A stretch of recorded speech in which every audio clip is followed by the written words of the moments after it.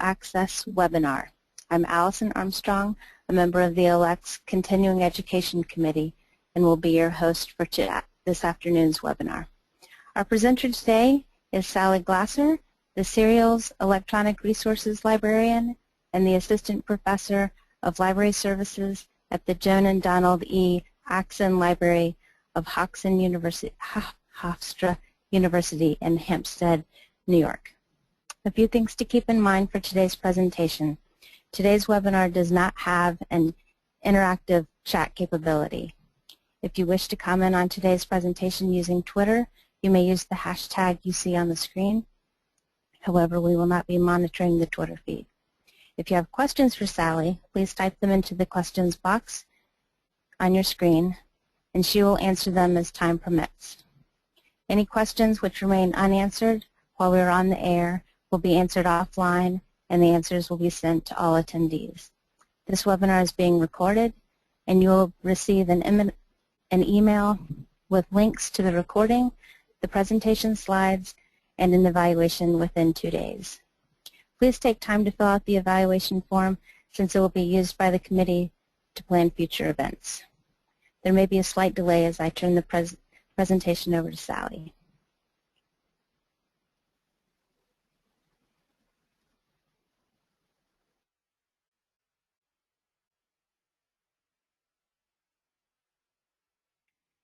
Hello?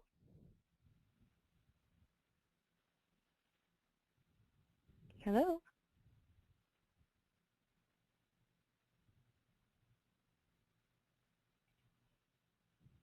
Hi, everybody. This is Sally Glasser from Hofstra University, and I welcome you all. Thank you all for coming.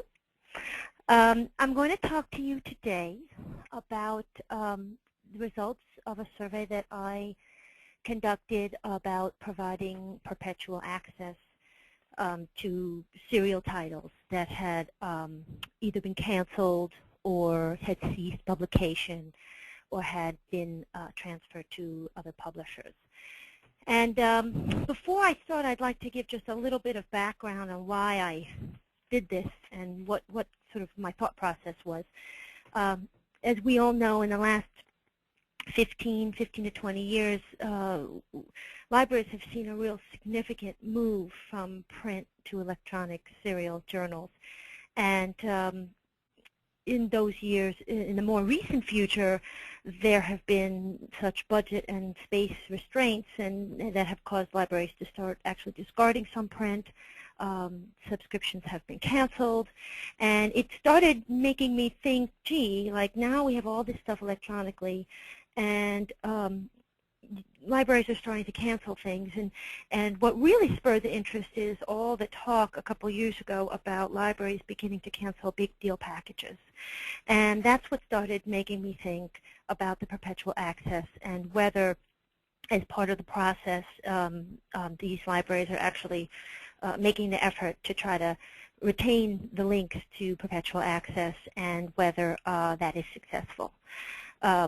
So here we go. The goal of the, oh, wait a minute, there we go. Oh, I'm sorry. The goal of the survey was, as I said, to ascertain sort of the true experiences of libraries working to maintain perpetual access for electronic journals that had been canceled, had ceased publication, or transferred to different publishers. I posted it was a fairly short survey. I posted it to 3 different discussion lists, Arrow L, LibLicense L, and Serials.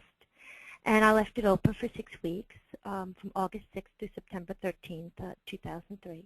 And I received a total of 200 responses. And some of the demographics, just to give you an idea of who the respondents were, 74% of them had worked at a library in a university. So that's the majority by far. 12% were a four-year college. There were no respondents that identified themselves as being working at a community college. And the remaining 14% clicked other, chose other, and they specified things like medical libraries, law library, government institutions, and non-governmental research institutes.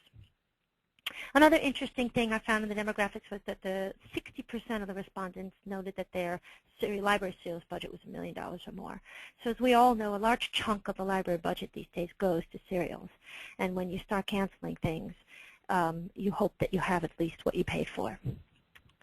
So I'm going to get right into the sort of the meat of the survey. The first question asked, in what situations has your library had the opportunity to invoke and thus test perpetual access provisions for electronic serials? Multiple answers were allowed, and respondents were asked to check all that apply. And 80% of the respondents had tried to invoke perpetual access for individual canceled titles. And then an additional 26% did so for big deal packages. That's kind of a lot, and was interesting to me. 62% transferred titles. We all know titles are constantly moving. And 60% ceased, and then 6% chose other. And in other, it included some small canceled package, such as a society package. And one respondent noted an entire company that had been required by another company. So the next question discussed, asked how often the library's been able to successfully provide perpetual access. And here you can see that there's quite a high level of success. 92% were successful, either always, often, or sometimes. And that is pretty high. It was surprising and also, I would say, encouraging. And even if you take away the sometimes, more than half of the respondents indicated that they were either always or often successful in providing perpetual access. I think that's pretty good. I'm happy to see that. The next question, I wanted to get at how they are providing it when it's successful. And 87% were doing so by continuing to link to the publisher or provider's website. And 9% was linking to stuff stored on a library server. 56, which I thought was kind of high, linking to membership archives such as Clocks, or Portico. And 14% are referring to CD-ROMs, DVDs, or other external hard drives. And then there was a 7% that was other. In the other, one person mentioned that they were using EBSCO's EJS service. That was, at the time, I think, being phased out, and I don't even think it's around anymore. So that's not really a viable possibility anymore. One person mentioned linking to a consortium server, which I think has great potential as a sort of a central place to keep track of perpetual access entitlements for a particular group, and I would love to see more of that. And then one respondent mentioned linking to a local institutional repository for local material, but that's very limited. Sorry. So I added a comment section after this question because I wanted respondents to be able to elaborate and get some real insight into their work. And these three themes really came out in the comments. One was a general preference, a real preference for linking to the publisher or provider site. And this general preference, I think, has to do with the fact that when you can continue linking through Link Resolver. It retains the look and the functionality that users are accustomed to, and it can be, I think, more easily incorporated into workflow. One respondent commented that his or her library only provides perpetual access if it's available via the publisher or provider site. So they don't even bother trying to make it available unless it's available there. The second, a couple of commentators mentioned that they have CD-ROMs and external drives, but that they don't make them accessible to users. And another one said that their library only accepts CD-ROMs if there's no other option available at all. And then the last one was more than one respondent relate experiences of successful perpetual access only after logging significant time-consuming complaints to the provider. So success doesn't always come without a fight, without sort of constant back and forth and checking, and so there's work involved and there's time involved.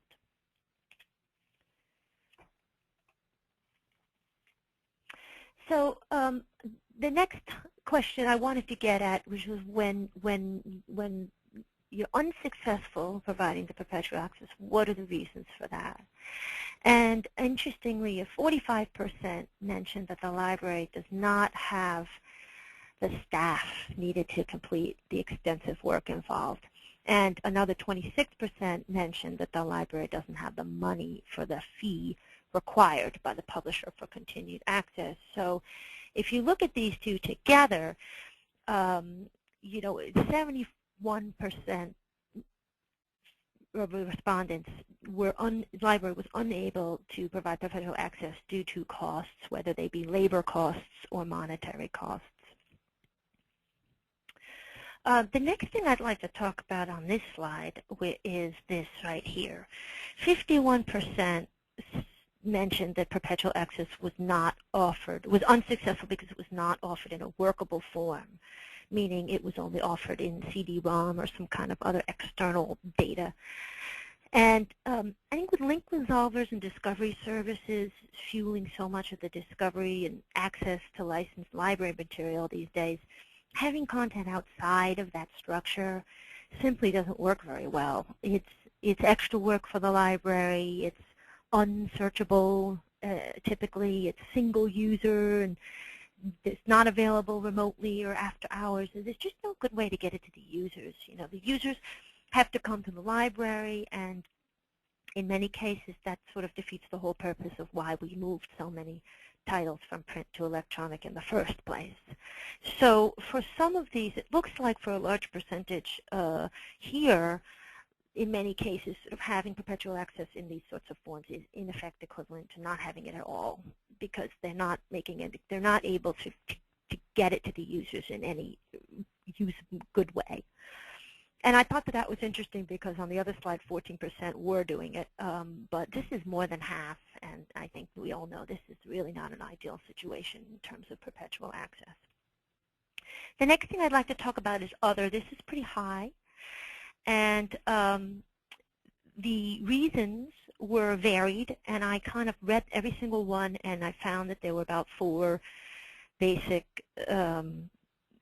things that came out, reasons that came out, and those were the lack of payment documentation, where they just were not able to prove that they were entitled to the perpetual access. Claim denials following title transfers, so that's where perhaps the old, the new publisher doesn't honor the old publisher's perpetual access clause. Lack of license.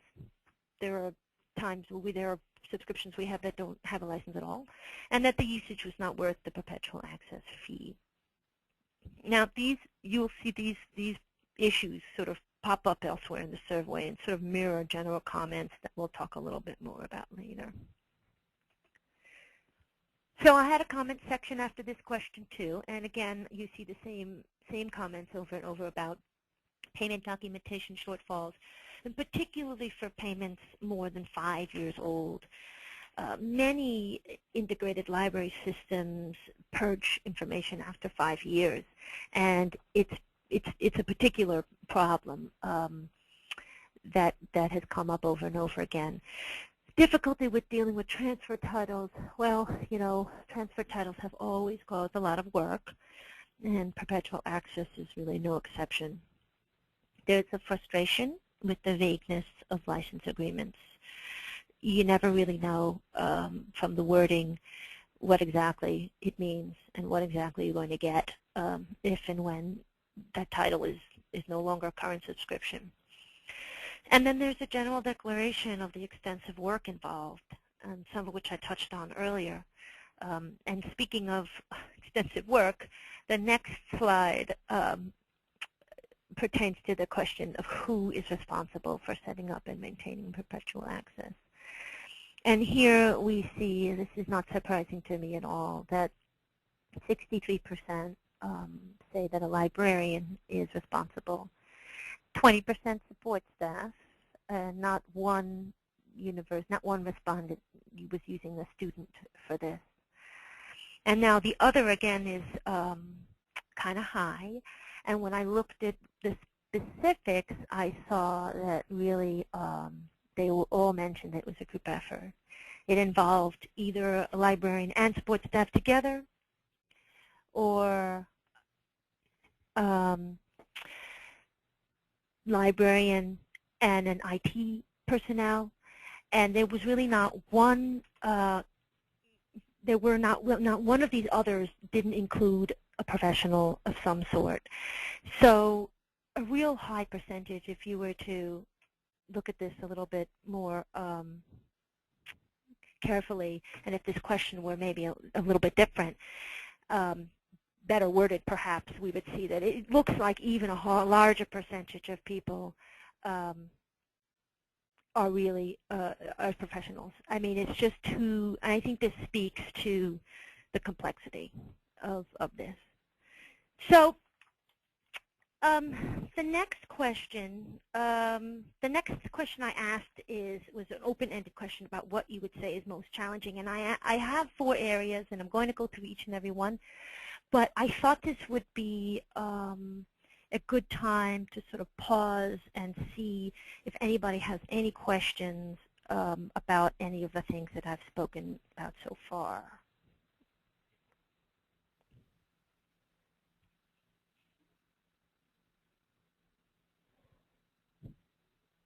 So I will just wait about another minute or so and see if I don't hear from anybody or from Allison. And I will move on.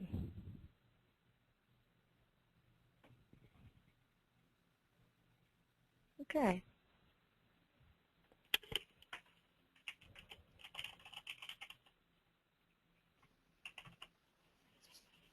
All right. It looks like there's a question about perpetual access claims that's Sure. coming through. Okay.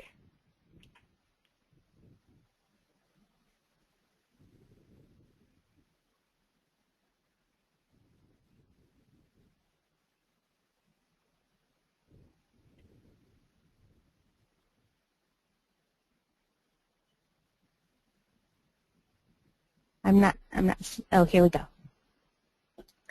You mentioned librarians who become frustrated with the claim process on PERPACs. On PERPACs? I'm not sure what that is referring to. At what point did they give up perpetual access? Oh, well, I don't know exactly when they gave up, but the comments that came in specifically about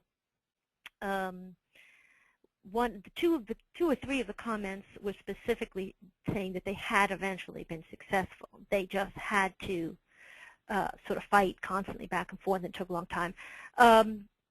It is possible that I don't have exact numbers on how long they did it, but if I have to assume that anybody who attempted and was unsuccessful certainly spent some time, and either they didn't have the documentation that was required or the transfer title. They just, sometimes these publishers just say, sorry, that's not our policy.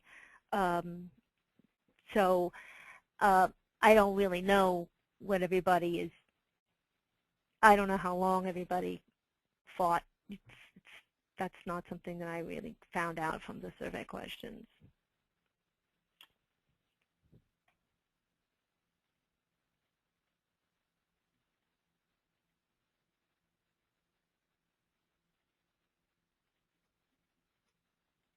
Are there any more questions? I don't think so. Okay.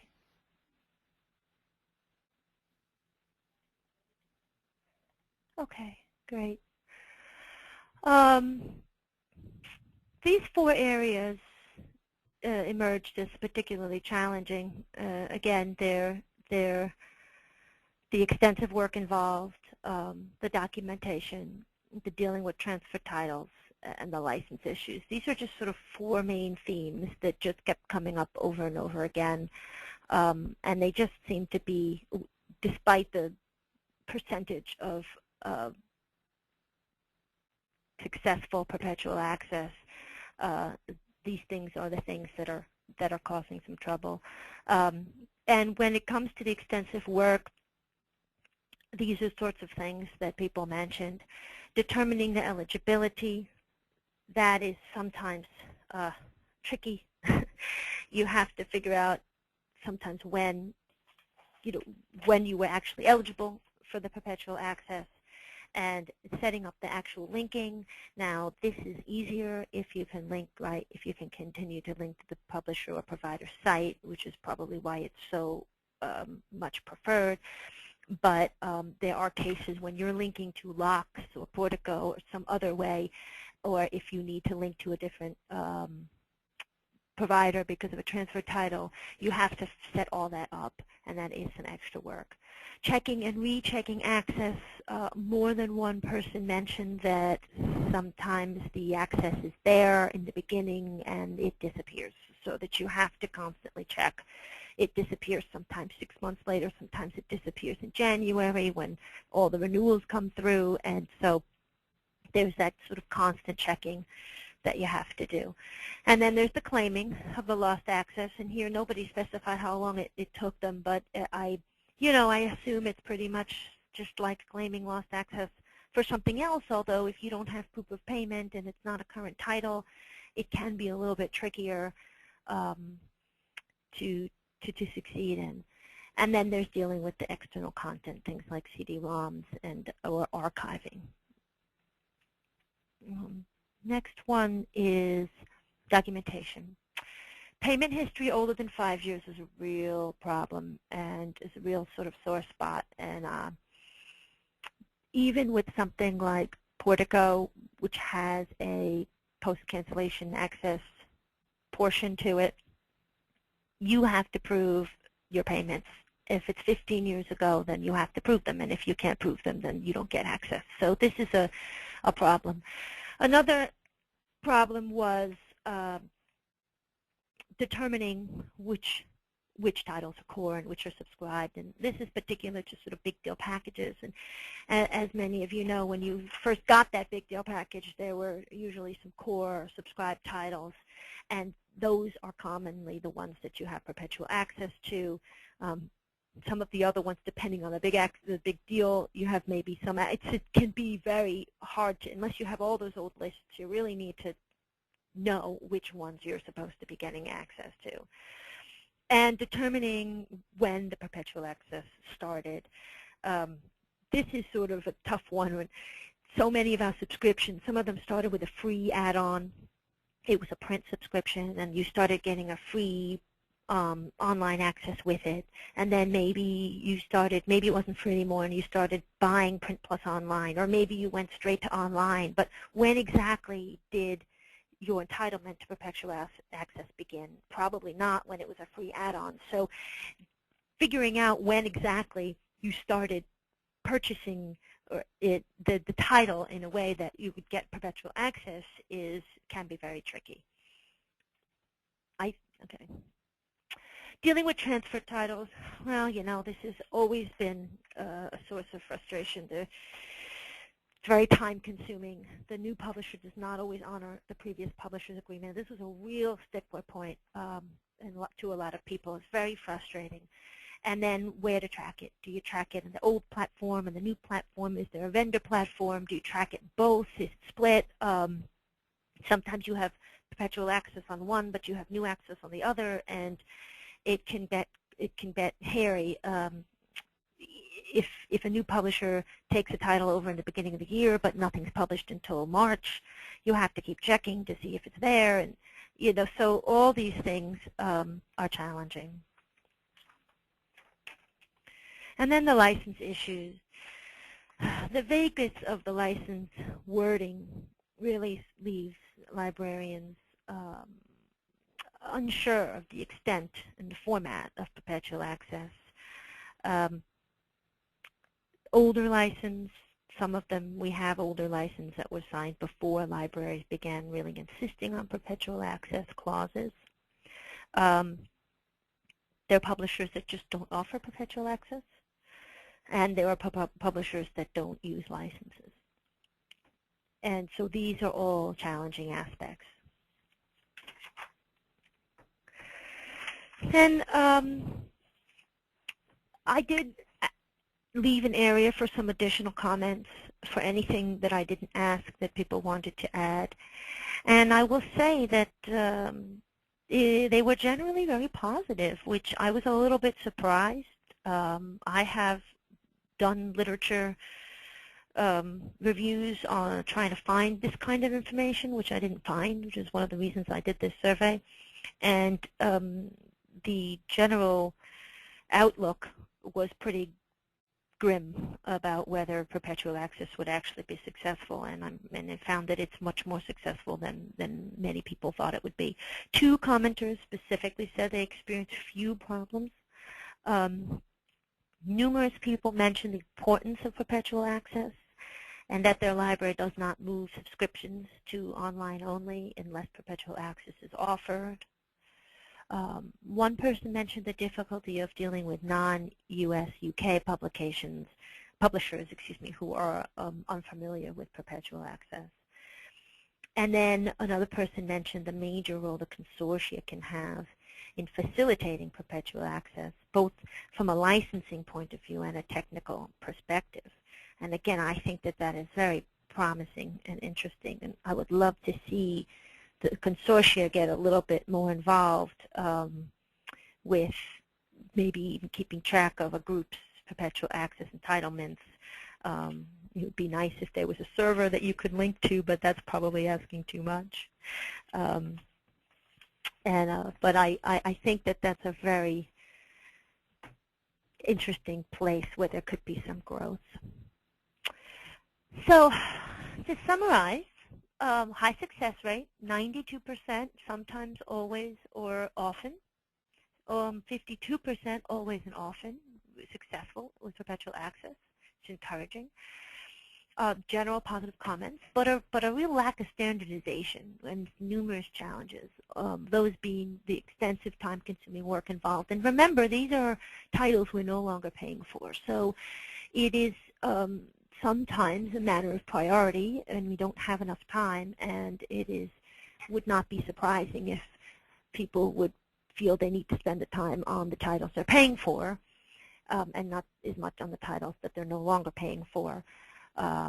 We all know in an ideal world it's all equally important, but that is a problem, that it's so time-consuming. The record-keeping shortfalls, again, they just keep coming up. You have to be able to prove that you have entitlement. The license agreements and wording is all vague and different, and you never know what you're going to get. And then the uncertain nature of the transfer titles. Now, thinking about the future,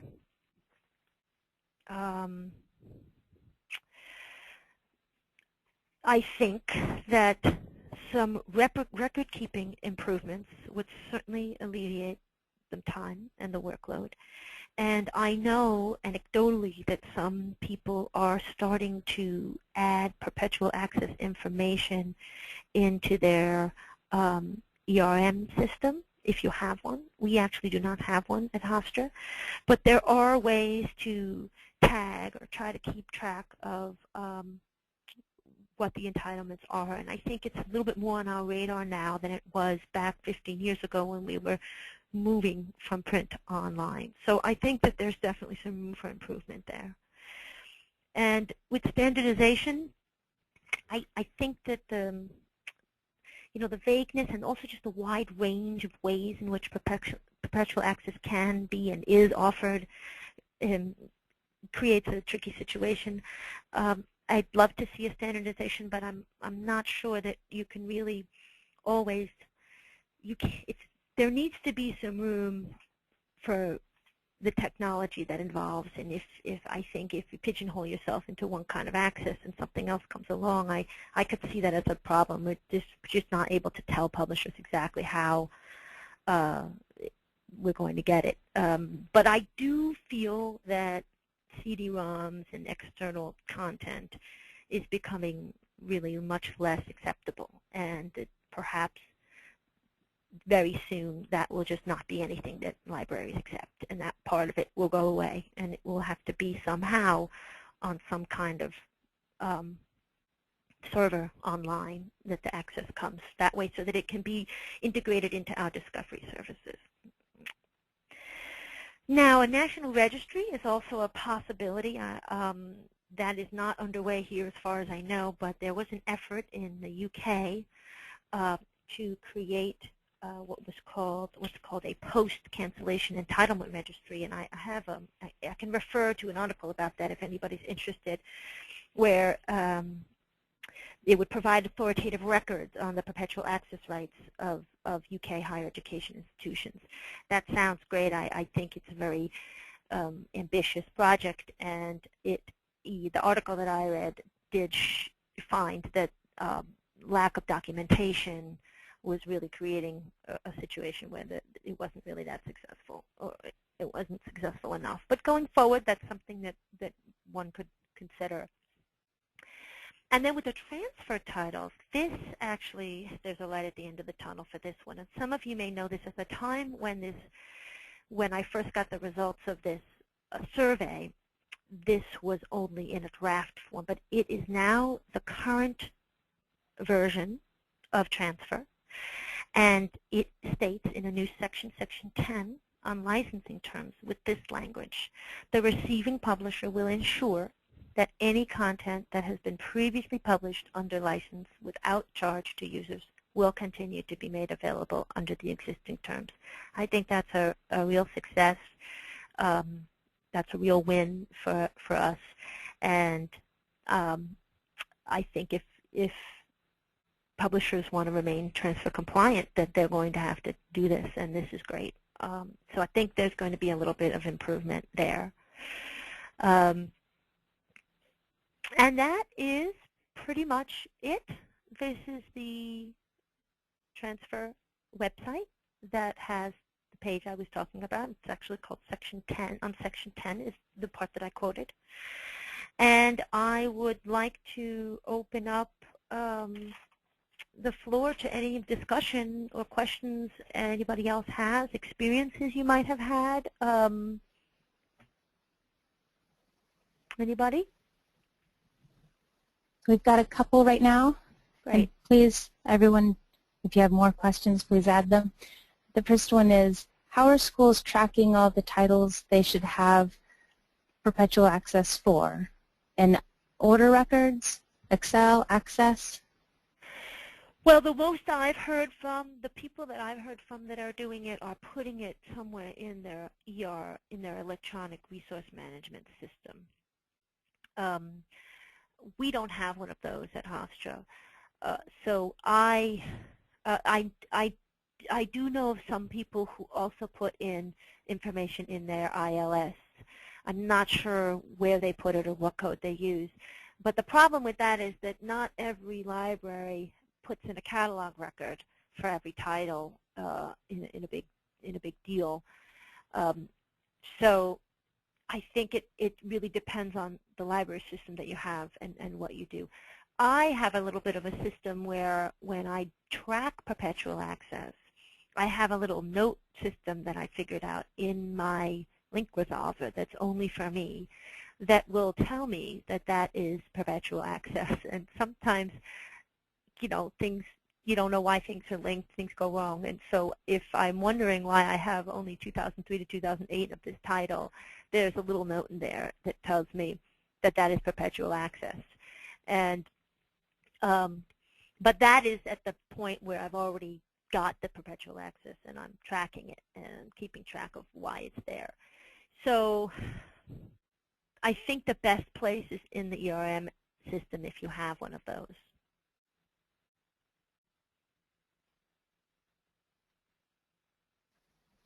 Great, thank you. The next question is anyone frustrated with Springer's claim to be LOCKSS compliant but don't provide the content to LOCKSS? Oh.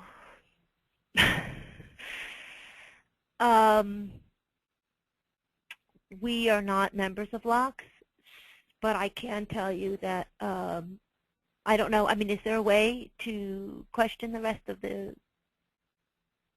the participants to see if anyone else is? Or you can chime in the comment, in the questions box if you want to. Okay. So if anybody has any feedback, please chime in. In the meantime, I can tell you that this is not exactly an answer to the question, but back a couple years ago, the TUCO, the Cornell University Library and Columbia University Library, did a report about where they looked to see how many of their titles are in LOCKSS and Portico, and they found that there was a large percentage of them that actually weren't in there. But they also had mentioned at the time of the report, which I think was back in October 2011, they were not using LOCKSS. Neither of them were using LOCKSS as they were using it as their archive. Neither of them were using it to make content available to their users, perpetual access content, although it can be used that way. And you can link to it now through the link resolver, although it looks different. It doesn't have the same look and feel that the users are looking for. So Springer, that is definitely a problem. But if you're talking about perpetual access, I actually think Springer can allow you to track it on their website. I think that they have the ability to keep up just the years that you're eligible for if you can get them to do that.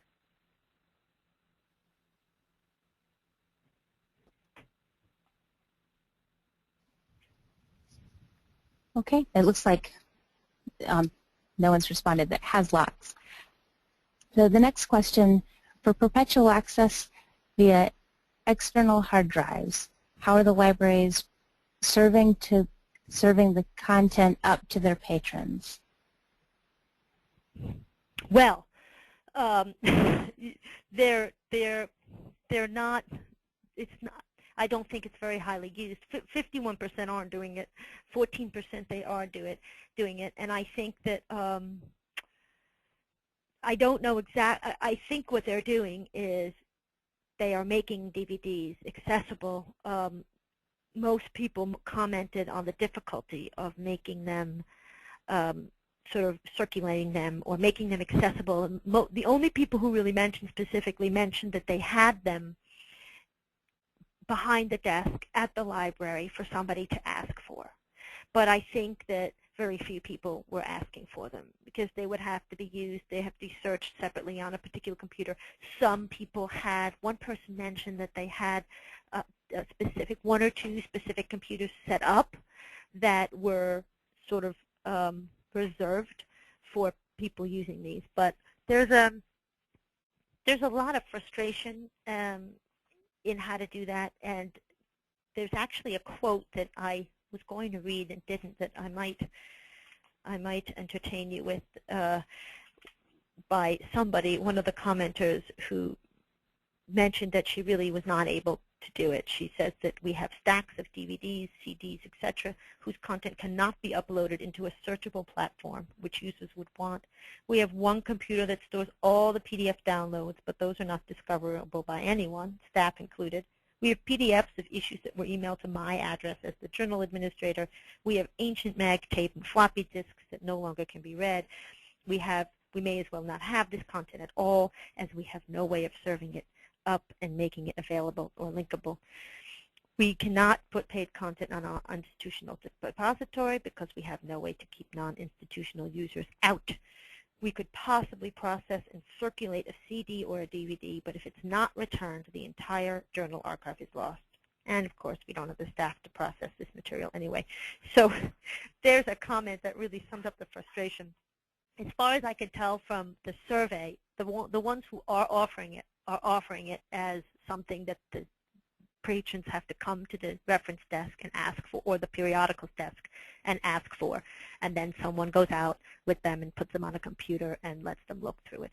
But from what I can tell, it's not used very much. Many users would rather just find something else that they can find electronically.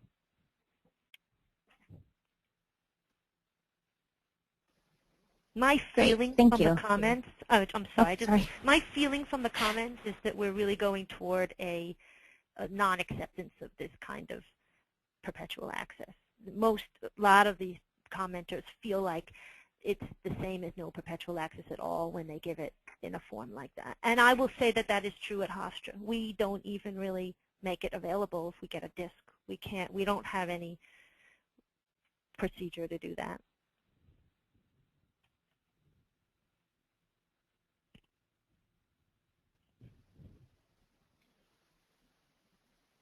Thank you. I actually had a question for you. I was thinking about a compilation of publishers' information for librarians, and before you talked about the National Registry, is there anything out there that's kind of close to that that would be useful? In this country? Yeah. I have not found anything. I did look into, I looked at NISO, and I found two sort of license-related things, but none of them really are looking toward a national registry. I feel like the consortia would be a great place to start with something like that, because they already have all the lists and all the rules. They know what the perpetual access is when they get these deals. That's part of the deal is what they get for which titles back to when. And so it seems like that would be a really good place to start. But I don't know that they're doing it, and they certainly are busy. But I have not found any place other than that one in the UK, and it was it hasn't been that successful because of the documentation shortfalls. I think there's a place for something like that. I don't know if NISO would ever take that up, but I did not find anything that really would get the national entitlements in. And I think the problem is that everybody is a little bit different, whenever people started paying at different times. So I'm not sure whether it would even be really possible.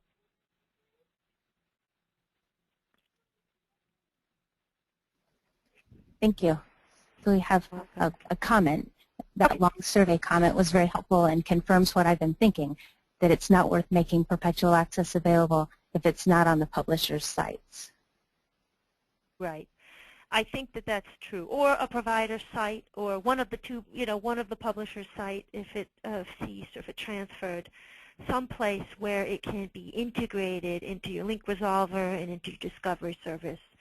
Otherwise, I mean, it's like microfilm, and which is okay if you need it, and that's the only way you can get it. But it's not really a valid way to get things out to users in today, and what patrons expect today, and what they get. And they don't have to come to the library a lot because they can get things remotely. And the CD-ROMs really take it all out of that whole discovery and access system, and it's not very helpful. And I think that I don't even know that it's accepted all that much anymore. I mean, I think the big publishers don't do that.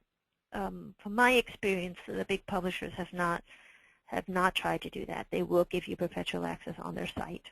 They have the capability. Some smaller publishers don't have the capability. They either turn all the access on or they turn all the access off. And if they don't have that technological capability of providing access to just certain years to certain people, then they can't do it.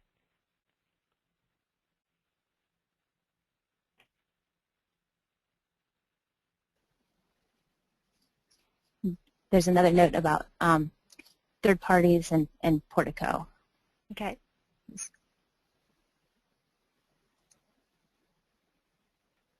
Was there a question, or? I think it was just a comment. Well, Portico is really generally a dark archive where it requires what they call a trigger event in order to get access, which means something has to go wrong where everything, it's typically cancellation or transfer is not considered a trigger event. And so you're not going to get access to Portico, and clocks is that way too, actually, unless there's a trigger event. But Portico, unlike clocks, offers a separate post-cancellation access program, and it's called, it's PCA, it's called Post-Cancellation Access. It's an option, it's a separate add-on option, but it's only available if the publisher agrees to it. And so, you know, last time I looked, about 77% of the 190 or so e-journal publishers that participated in Portico allowed their content to be accessed for PCA. And even when that is allowed, though, the libraries still need to show proof that they paid for the subscriptions in question. So you're kind of back at square one with that if you don't have proof that from 15 years ago. And Portico costs money. It's a subscription thing, and so it's not really an all. Well, I think that these things, they are a very important preservation. They play a very important role, and they're good, but they're not an overall all-encompassing solution to perpetual access. I think personally that the publishers need to provide that. So I think that a lot of people may have thought that Portico was more of an answer to that, but it's really not encompassing enough, I don't think, not to mention that it costs money, and if one day your budget gets cut and you can't be a participant anymore, you've lost all your access to Portico. Not to put down Portico.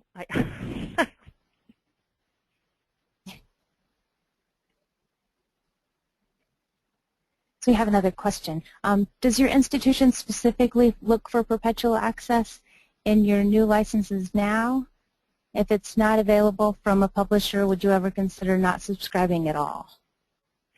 Yes, we do specifically look for perpetual access, and we do not move subscriptions to online only unless the publisher offers perpetual access. We do not at this point specify, we haven't really gotten so specific where we won't accept it if it's offered as a CD-ROM. But the problem is that the licensees don't usually specify. And I think the truth is that fewer and fewer publishers are offering it that way. But you don't always know, you don't know what you're going to get. You don't know exactly what form you're going to get. But we do require that there be a clause in there that states that we would get perpetual access for the years paid. Obviously not for the years that we didn't pay, because as you know, you subscribe and you sometimes get 97 to present, but only for those years paid. And there were several comments in the survey that said the same thing. They don't move the subscriptions unless there's perpetual access. We have a few subscriptions that we still have in print plus online or just print. And people ask me over and over about them, and I have to tell them that we won't move it because they don't offer perpetual access.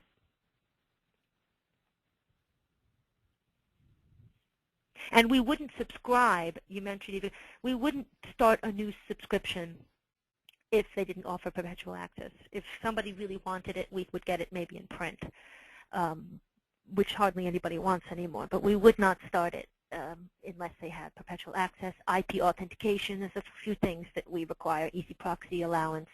Otherwise, it's not, we can't get it out to our users properly.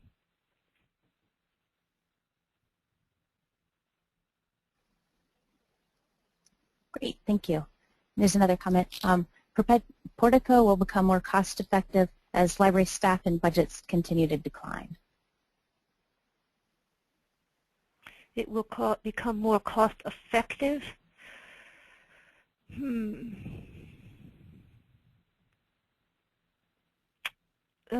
mean because you're spending less money on individual subscriptions? I mean, it has a place, and I'm not saying it's not cost effective.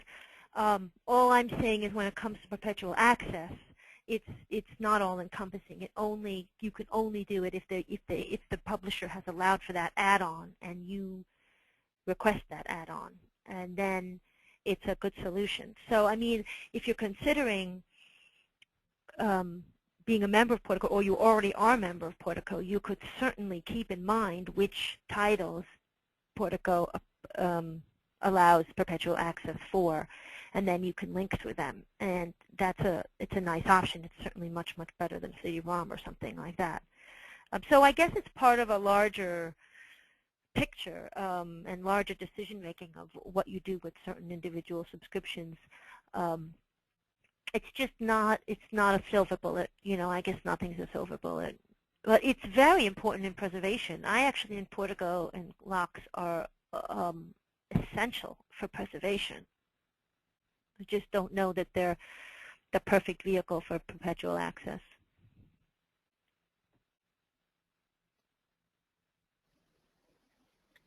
So there's another comment. So thank you for this interesting session. I am sorry that your survey didn't ask a question or two about the monetary investment of libraries at time of payment. As someone who looks at many deals, I am often struck by the higher prices when perpetual access is included. Where possible, I think it's important to document the amount of dollars lost when a claim denied or perpetual access fails in one of the other ways your survey documented. Well, thank you for that. I did have a question about whether the universities have to pay. It wasn't really that enlightening. So most people had said they don't need to pay if they still have titles with other, any other titles with that publisher. Then they didn't have to pay, and then, but then they would, so it gets very complicated. And but I think that's a valid comment, and that's a good thing to perhaps do in another such survey. Excuse me.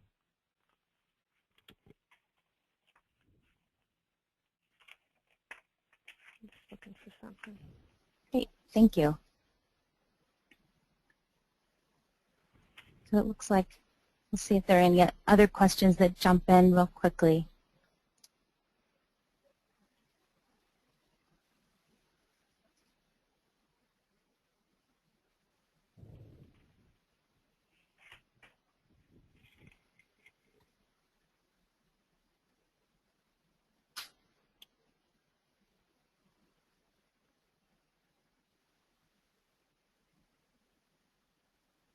Okay.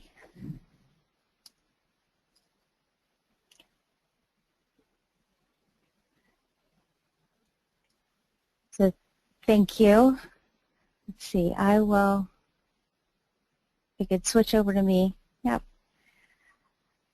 I want to thank Sally for her presentation and want to thank you all for attending this webinar. I also want to thank Julia Hess and Mary Reeder for providing technical support and recording it.